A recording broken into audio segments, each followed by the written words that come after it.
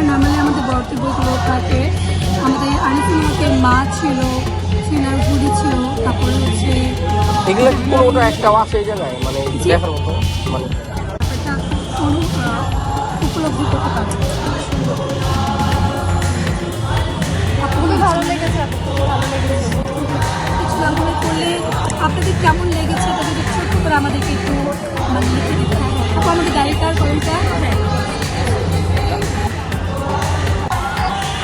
আমি যদি বলি একটা বোর্ডের মধ্যে হচ্ছে এক একটা লাইনে হচ্ছে আপনার 6টা করে লাইনে হচ্ছে আপনার 30টা করে ঘর, এক একটা ঘরের মধ্যে হচ্ছে 6টা করে আবার।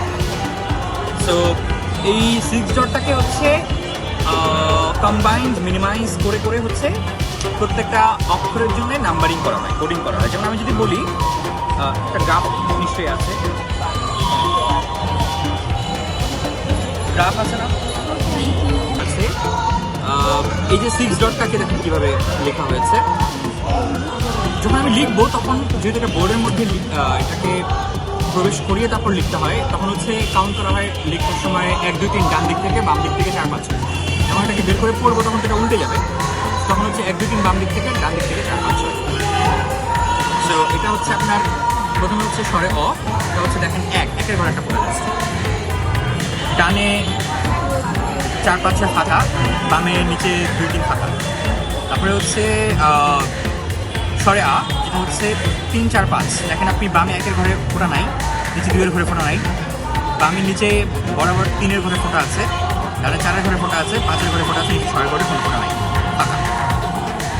এটা হচ্ছে 3 4 5 স্বরে আ। এরকম হচ্ছে আবার দেখেন রস্যই পরেরটা, বামে 1-এর ঘরে ফোঁটা নাই, 2-এর ঘরে ফোঁটা আছে, নিচে 3-এর ঘরে ফোঁটা নাই, ডানে 4-এর ঘরে ফোঁটা আছে, 5 6 ফাঁকা।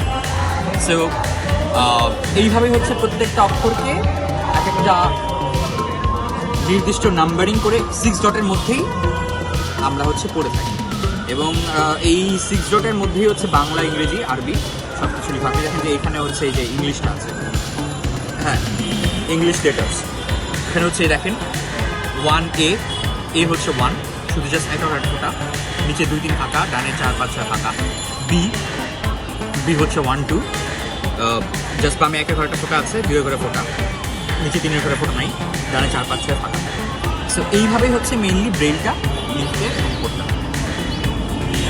2009 থেকে প্রথম আমাদের স্পর্শ ব্রেইলের যে ফাউন্ডার নাজিয়া জারিন আন্টি, উনি এই আইডিয়াটা বের করেন। কিন্তু 2011 থেকে আমরা হচ্ছে বইমেলাতে আছি। প্রথম একটা বই ছিল বোতল বুক, এটা হচ্ছে হুমায়ুন আহমেদ স্যারের। এই বইটা দিয়ে প্রথম নেওয়া হয় এবং আন্টির একটা বই ছিল ঝরা, এই আঁকা শুরু হয়।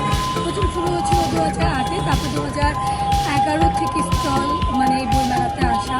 স্পর্শ ব্রেইল ফাউন্ডেশনের মূল উদ্দেশ্য হচ্ছে আমরা যারা দৃষ্টিজয়ী শিক্ষার্থী আছি তাদের কাছে এই গল্পের বইগুলো, উপন্যাসগুলো ছড়িয়ে দেওয়া। আসলে আমরা প্রতি বছর দীর্ঘ 15 বছর যাবৎ এখানে আসছি একটা উদ্দেশ্যে, যাতে প্রত্যেক স্টল অন্তত একটা করে ব্রেইল বই থাকে, কিন্তু এটা আসলে হচ্ছে না। সামাজিকতা বা আমাদের সিস্টেম এটা পাবে, কিন্তু এটা আমাদের নাজিয়া জারিন আন্টির ধারণা থেকে